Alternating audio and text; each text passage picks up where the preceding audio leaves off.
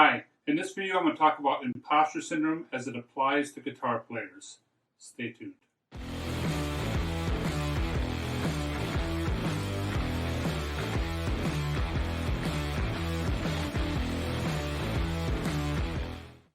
Welcome back. My name is Tim from Improvising Blues, and this video is about imposter syndrome as it applies to guitar players. So what is imposter syndrome? Imposter syndrome is defined as doubting one's abilities or feeling like a fraud.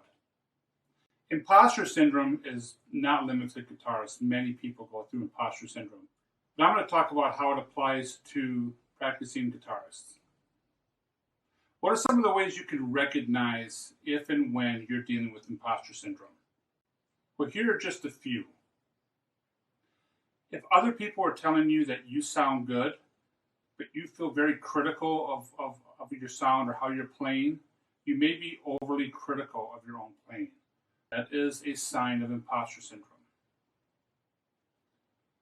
Another sign of imposter syndrome is feeling like you just want to quit. If you get to a point where you are frustrated with learning something and you find yourself saying, screw this, I should just quit, I'm no good at this, that's a sign of imposter syndrome. If you struggle with feeling like you're not getting any better, that can be a sign of imposter syndrome as well. Talk to those closest to you.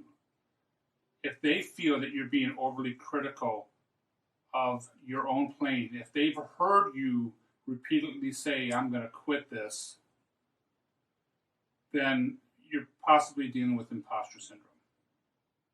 Here are some ways that you can deal with imposter syndrome as a guitarist.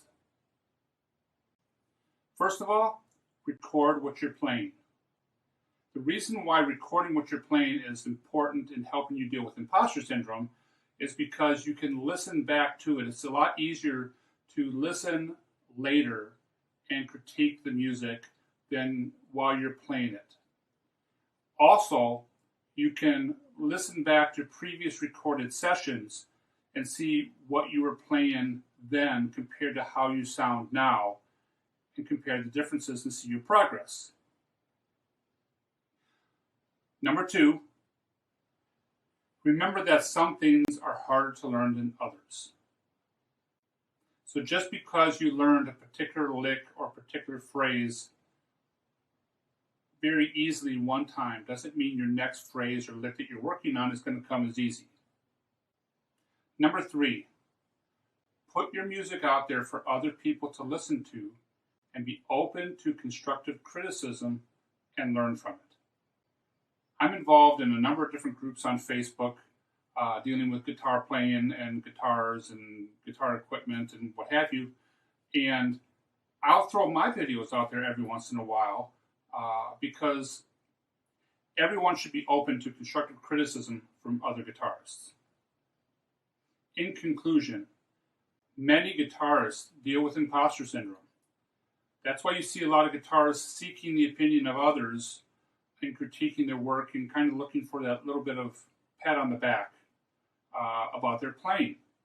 That's why it's important when you are critiquing other guitarists to do so with kindness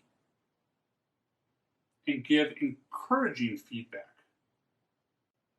In order to combat imposter syndrome, learn to recognize it so that you don't let it heavily impact your playing and your ability to learn.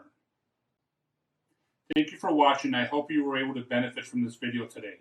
If you like what you saw, go ahead and click the subscribe button down below and the little bell for notifications so you can get notified the next time I upload a video. See you next time.